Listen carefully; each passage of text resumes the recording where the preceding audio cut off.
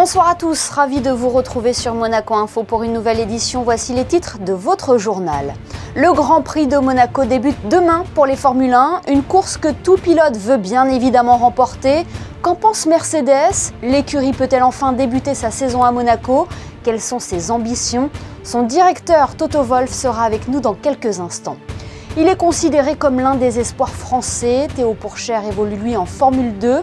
Vainqueur la saison passée ici à Monaco, il compte bien confirmer ce week-end. Son portrait sera à découvrir dans cette édition.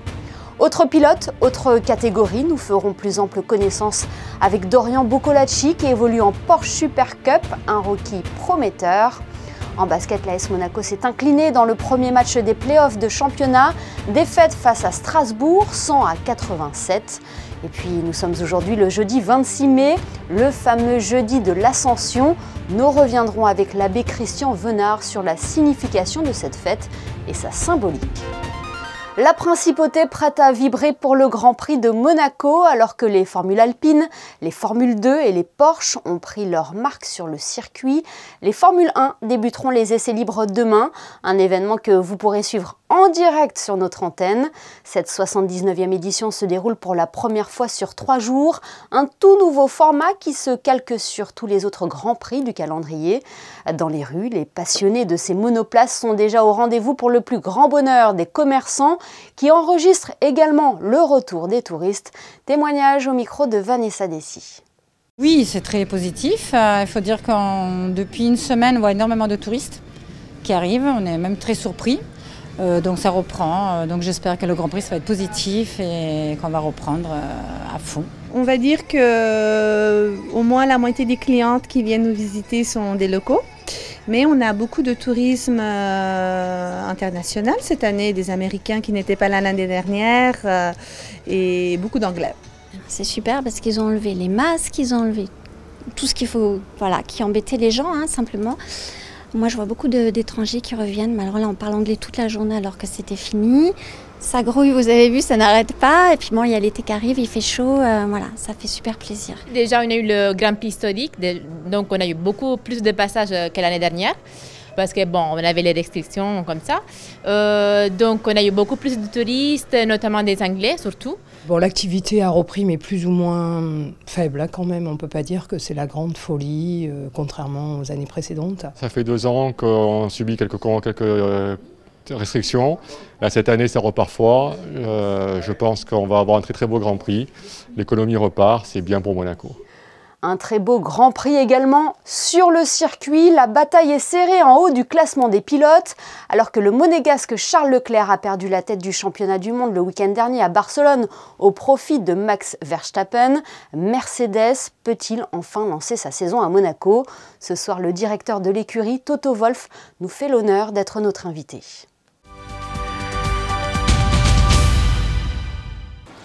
Bonsoir Toto Wolff. Merci d'avoir accepté cet entretien pour Monaco Info. Est-ce que l'on peut dire que la confiance est retrouvée pour Mercedes après vos résultats au Grand Prix d'Espagne? Je crois qu'on n'a jamais de la grande confidence parce qu'on est toujours sceptique si c'est assez pour gagner. Mais on avait une course à Barcelone qui était encourageante. On avait surtout le dimanche une voiture qui allait assez vite avec Lewis. Et c'est déjà un bon début parce qu'on avait 4 ou 5 courses auparavant où la voiture ne fonctionnait pas. Alors oui, on a beaucoup de data et on apprend. On a vu Lewis qui était prêt à abandonner. Finalement, il signe une très belle 5e place. Qu'est-ce que vous lui avez dit à l'issue de cette course? C'était clair que si tu as un accident dans le premier tour et tu te retrouves à 40 secondes du dernier, c'est très difficile de comprendre en ce moment si ça a vraiment du sens à continuer la course. Mais on lui a dit que ça pourrait remonter vers la 8e place. Et lui, après la course, il m'avait dit, moi je sentais que vous êtes complètement fou en me disant remonter vers la 8e place. Et pour cela, c'est important de voir qu'on ne s'arrête jamais, on continue, même si ça a l'air que la course sera vraiment mal. Vous avez connu beaucoup de choses en Formule 1, notamment 8 succès, enfin surtout le succès. Comment on gère cette nouvelle saison où il y a un mélange de stress, de déception, d'émotion aussi et de satisfaction? toutes les années, on avait un certain degré de stress. Si vous avez une voiture vite et vous êtes absolument le favori absolu pour le championnat, il y a toujours le stress que est-ce qu'on va vraiment gagner, qu'est-ce qu'il faut faire pour rester devant. Si tu as une bataille comme on l'avait avec Ferrari en 18 et 19 et même avec Red Bull l'année dernière, tu es toujours le niveau de concentration et de focus est très grand parce que tu n'as pas 1 millimètre où ça peut aller mal. Et cette année, en fait, c'est assez bizarre parce que c'est moins stressant. On a la 3e voiture, il nous manque vraiment de la performance pour gagner le championnat et les courses. Disons ça, on est toujours à fond pour aussi gagner, mais on peut que s'améliorer. Et puis il faut faire aussi avec le nouveau règlement cette saison. Je fais référence au plafond budgétaire qui est le même pour toutes les écuries. Hein. Oui, mais c'était le plan. L'idée, c'était que tout le monde a le même budget et à ce moment-là aussi les petites équipes, elles pourraient revenir et on a un grid qui est vraiment compétitif où il y a un changement d'équipes aussi qui sont devant. On dit souvent que les 2 premiers mois de la saison sont importants pour la Formule 1. Quel regard portez-vous sur ces premières courses et est-ce que vous êtes confiant pour la suite de la saison? On a vu, comme l'année dernière, on n'était vraiment pas performant jusqu'au juillet à Silverstone et on est revenu. Et cette année, on voit qu'il y a des problèmes de fiabilité sur les Ferrari, aussi les Red Bull. Pour cela, c'est important d'avoir une bonne voiture pendant toute l'année. Nous, au Brésil, en octobre, on avait cru que le championnat était perdu, mais on a gagné 5 courses de suite et on est revenu. Pour cela, vraiment, il faut voir week-end par week-end et essayer d'avoir une voiture qui marche bien. Et ce week-end, c'est le Grand Prix de Monaco. Qu'est-ce qu'il représente pour vous, ce Grand Prix? Il est très particulier pour Charles Leclerc, bien évidemment, en tant que monégasque, mais il l'est aussi pour vous, pour Lewis Hamilton, puisque vous résidez ici à Monaco. Oui, naturellement, pour Charles, il est monégasque et je m'en doute. Et même l'année dernière, quand il y avait le problème sur le grid, on a tous souffert avec lui. Parce qu'il était en pôle et c'était la course à gagner à la maison avec une Ferrari pas plus grand, en fait. Peut-être Monza, mais pour Charles, Monte Carlo. Et pour cela, nous, on habite ici. C'est notre maison ici. Et c'est toujours bien et très glamoureux de gagner à Monaco. Mais en disant ça, on n'était jamais très bien à Monaco. Notre voiture, elle était un petit peu comme un éléphant. À Monaco, ça ne marche pas bien, un éléphant. Mais Mercedes peut tirer son épingle du jeu cette année à Monaco. Compte tenu des performances, il ne faut pas forcément une grosse vitesse de pointe pour Monaco. Si vous me demandez aujourd'hui, je crois qu'on ne sera pas compétitif. Parce qu'il nous manque de la vitesse dans les virages lents et moyens, et ici, il y en a plein. Je ne m'attends pas à une performance comme on l'avait à Barcelone, mais c'est la course automobile, on ne sait jamais. On ne sait jamais, vous avez raison. Est-ce qu'il y a toujours, quand on parle de Monaco, ce questionnement, cette question sur l'avenir du Grand Prix de Monaco? Le prince est confiant, il l'a exprimé dans la presse cette semaine. Est-ce que pour vous, selon vous, Monaco doit rester dans les dates, dans le calendrier de Formule 1? Monaco est important pour la Formule 1 et la Formule 1 est importante pour Monaco. Et comme vous avez dit, le prince a dit que ce serait important et il est confiant que ça reste.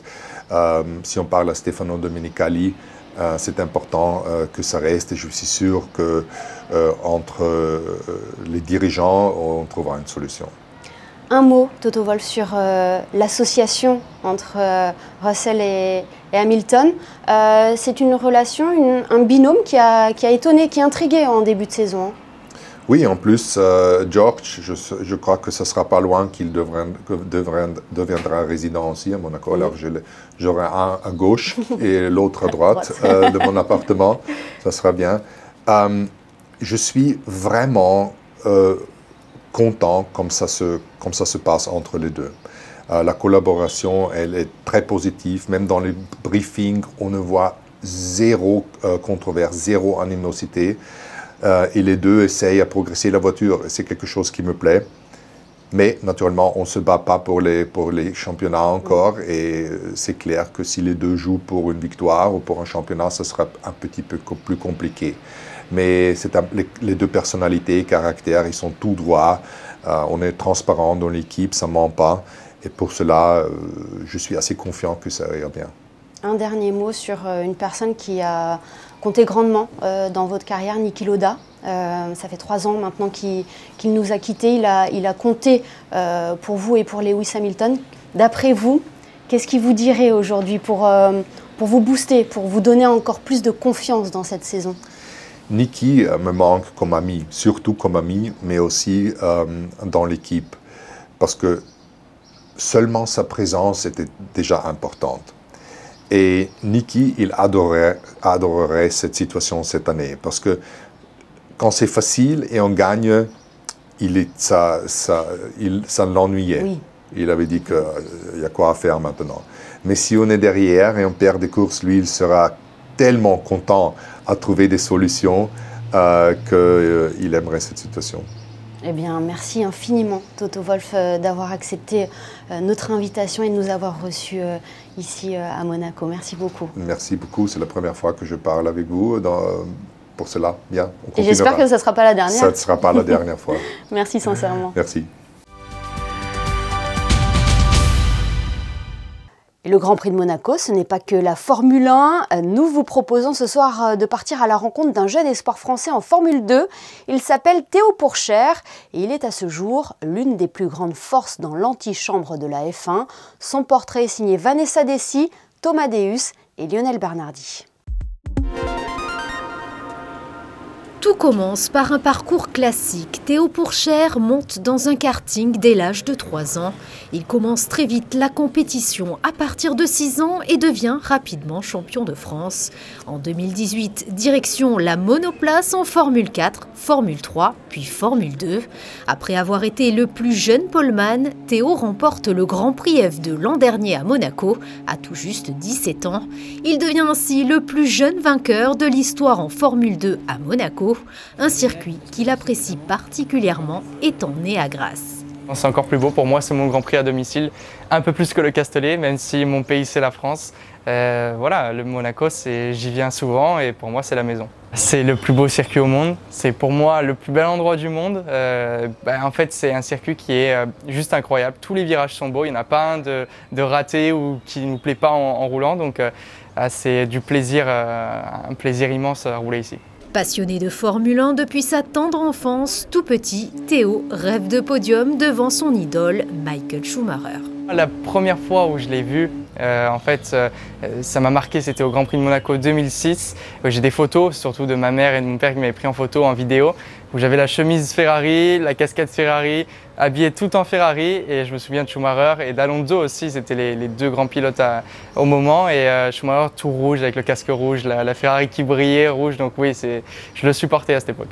Très compétitif sur le tracé monégasque, l'objectif pour Théo est de faire encore mieux que l'an dernier. Et oui, actuellement deuxième du championnat FIA Formule 2, Théo Pourchaire aura en effet à cœur de reprendre les rênes du championnat ce week-end. Autre course qui emprunte également le circuit du Grand Prix, la Super Cup. Elle offre un incroyable spectacle dans les rues de la Principauté. Parmi les participants, un jeune pilote cannois, Dorian Boccolacci. Il a fini deuxième de la Porsche Carrera Cup l'an dernier et est promis un bel avenir. Vanessa Dessy et Lionel Bernardi l'ont rencontré. En affrontant les meilleurs pilotes de la discipline en Super Cup, il devient vice-champion Porsche Carrera Cup France pour sa première saison l'an dernier. Dorian Boccolacci est réputé pour posséder une très grande capacité d'adaptation. Son parcours est plutôt classique. En 2006, il monte très jeune dans un karting sur le circuit de Brignoles. Mon objectif, c'était de faire de la Formule 1. Donc pour faire la Formule 1, il faut faire toutes les étapes avant, c'est-à-dire karting, Formule 4, Formule 3, Formule 2. Donc c'est ce que j'ai fait. Ensuite, j'ai vu que c'était compliqué d'accéder en Formule 1 par manque de budget pour continuer en Formule 2. Donc j'ai dû dériver un petit peu dans une autre catégorie. Et je trouvais que la Porsche Cup était un bon tremplin pour devenir professionnel en GT, parce que voilà, on se rapprochait du constructeur Porsche et on sait que Porsche est impliqué dans pas mal de catégories dans le sport auto et voilà, mon but c'est d'en faire mon métier. Avec le team Almeras très expérimenté dans la discipline, Dorian a toutes les chances de se battre aux avant-postes. Très exigeante, la Porsche 911 GT3 Cup est la meilleure voiture pour apprendre. La légende dit que si un pilote est rapide sur une GT3, il le sera au volant de toutes les voitures GT. Alors comment se pilote-t-elle réellement ? Comment elle se pilote? Alors comparé à une monoplace, moi j'ai que ça vraiment en comparaison, c'est beaucoup plus lourd qu'une monoplace, donc il faut anticiper un peu plus le poids de la voiture. Après voilà, il n'y a pas d'ABS, pas de traction control, donc avec ce poids là c'est très facile de bloquer une roue et donc de faire des erreurs. Donc ça se conduit très finement et il ne faut pas en faire de trop. Il faut vraiment suivre le grip de la voiture et ce qu'elle peut donner.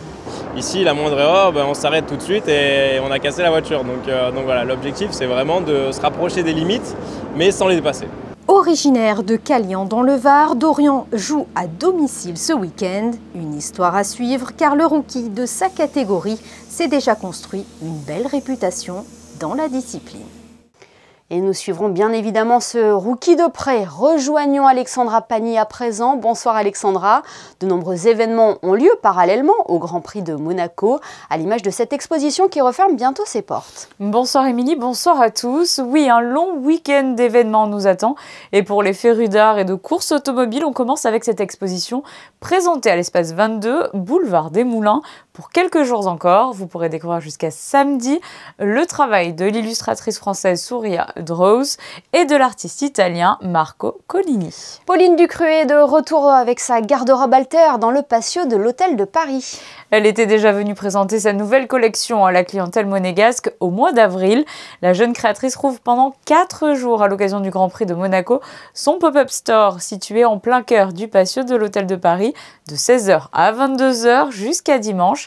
Et de nouvelles pièces seront à découvrir selon ce qu'elle a dévoilé sur les réseaux sociaux. Et le Grand Prix qui contraint certains établissements à fermer leurs portes, Alexandra.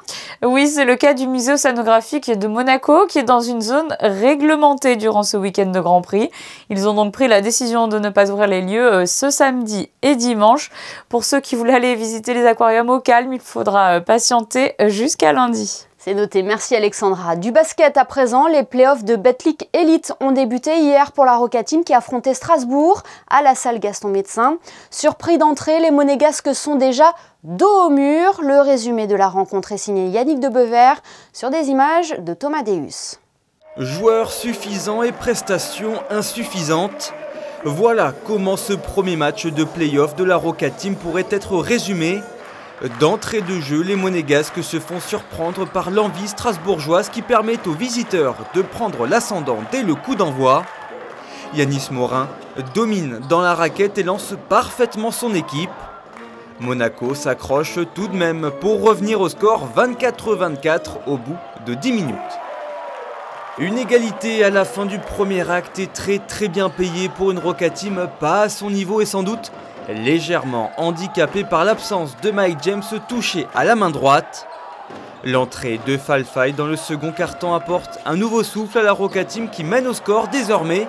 Et ce sera d'ailleurs la dernière fois. Strasbourg lance un 9-0 et enchaîne trop facilement les paniers pour mener de 5 points à la mi-temps. Dans le deuxième acte, l'agressivité attendue n'arrivera jamais. Les paniers concédés coup sur coup empêchent de donner du rythme offensif aux Monégasques. Strasbourg continue de jouer sa partition sans grande difficulté à l'image de ce panier d'Amine Noua. De l'autre côté du terrain, l'attitude de Morin tranche avec celle des Monégasques.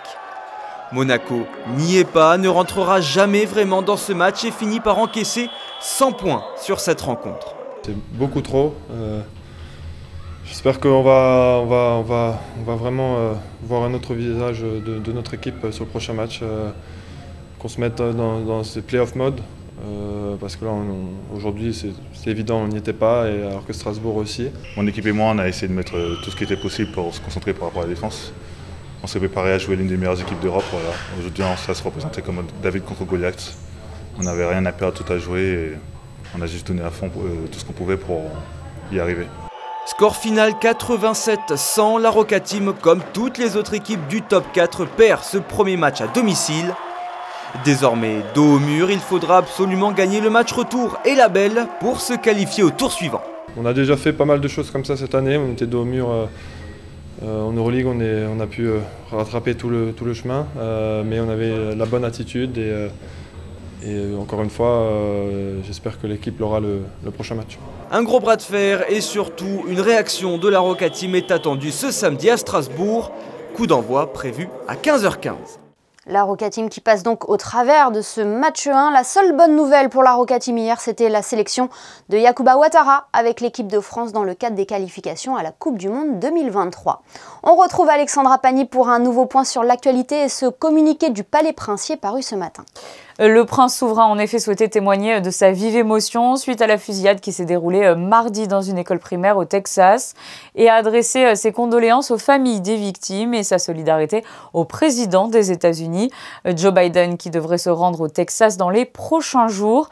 Un drame qui relance le débat autour de la législation des armes à feu aux États-Unis. Biden a par ailleurs signé ce 25 mai un décret historique pour encadrer davantage les forces de l'ordre fédéral, 2 ans après la mort de George Floyd. Politique internationale toujours avec la participation de Monaco à une session annuelle du Conseil de l'Europe. Il s'agissait du comité des ministres du Conseil de l'Europe qui s'est tenu la semaine dernière à Turin. Une session particulièrement marquée par les conséquences de la guerre en Ukraine et l'exclusion de la Russie de l'organisation le 16 mars dernier. 3 recommandations ont été adoptées durant cette session portant sur le discours de haine, le rôle de la culture et du patrimoine, mais aussi la protection des femmes et filles migrantes ou réfugiées. Nous sommes aujourd'hui le jeudi 26 mai, le fameux jeudi de l'Ascension. Mais quelle est la signification de cette fête et sa symbolique? Pour le savoir, nous avons contacté l'abbé Christian Venard. Bonsoir. Bonsoir Émilie.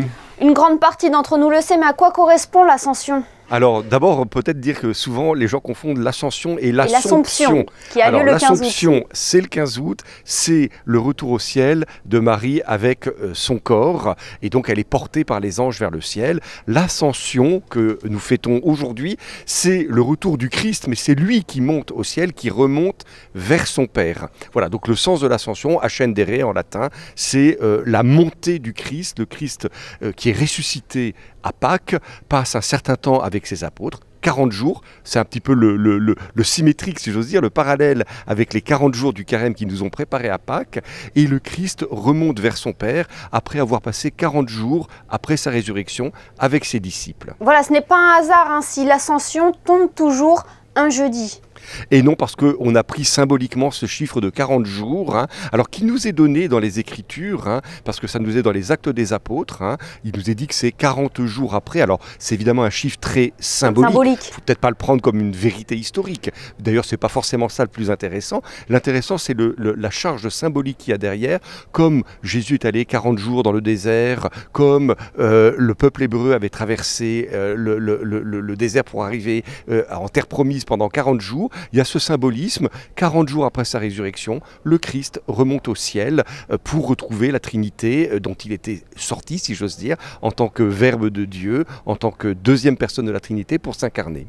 Alors ce matin, l'Ascension a été célébrée en la cathédrale de Monaco puisque une messe a été donnée. Hein. Ce matin, il y a eu des messes dans toutes les paroisses de Monaco et c'est vrai que ce matin à la cathédrale, celle-ci était présidée par Monseigneur Dominique-Marie David, notre archevêque, donc ça donnait une ampleur plus grande à cela et l'évêque d'ailleurs nous a donné une très belle homélie dans laquelle il nous a rappelé en particulier ce geste magnifique du Christ au moment où il monte vers le ciel. Alors les apôtres ont les yeux levés au ciel et il est dit le texte que le Christ en montant au ciel bénit ses apôtres et alors c'est un beau rappel, nous le disait l'archevêque, que en montant au ciel à la fois le Christ se sépare de nous, il remonte vers le Père, on ne le voit plus et puis en même temps avec ce geste de bénédiction il nous apporte toute sa protection depuis le ciel, il veille sur nous et c'est aussi une fête d'espérance et de joie parce que en même temps il nous ouvre le chemin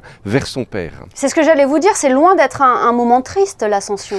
Ben, c'est à la fois un peu un moment triste, hein. Les apôtres sont un peu tristes de voir celui qu'ils aimaient, celui qu'ils ont accompagné pendant plusieurs années disparaître à leurs yeux. C'est peut-être même pour nous, on aimerait bien que le Christ soit là, j'allais dire peut-être d'une manière plus visible auprès de nous et puis en même temps c'est un moment chargé d'espérance et d'ailleurs le Christ le dit à ses disciples, il leur dit, vous savez, il faut que je remonte vers mon Père de façon à ce qu'on puisse puisse vous envoyer une force, l'Esprit Saint, que vous receviez la force même de Dieu, l'Esprit Saint, et c'est ce que nous vivrons le jour de la Pentecôte. Cette fête de la Pentecôte, à quoi elle correspond ? Cette fête de Pentecôte correspond donc à cette annonce du Christ qui dit « Le Père vous enverra le Paraclet, il vous enverra mon Esprit Saint ». Vous savez que dans la foi chrétienne, le Père et le Fils et le Saint-Esprit sont un seul et unique Dieu. C'est le mystère de la Trinité. Et donc le Christ dit « Je repars vers mon Père, mais nous allons vous envoyer notre propre esprit, l'esprit d'amour qui unit le Père et le Fils ». Et la Pentecôte, alors il y a une origine très ancienne dans la liturgie juive, qui était la fête de Shavuot, qui était la fête qui est ensuite devenue la fête des moissons dans la tradition juive. Et donc là aussi, il y a la force du symbole, 50, Pentecôte, c'est le mot grec, Pentecôte, c'est 50 jours après, où l'Esprit Saint vient donner. Et les Actes des Apôtres, donc qui racontent les tout premiers moments de la vie de l'Église, racontent qu'à ce moment-là, les apôtres sont réunis avec la Sainte Vierge au Cénacle, dans une maison à Jérusalem, des langues de feu, un grand bruit.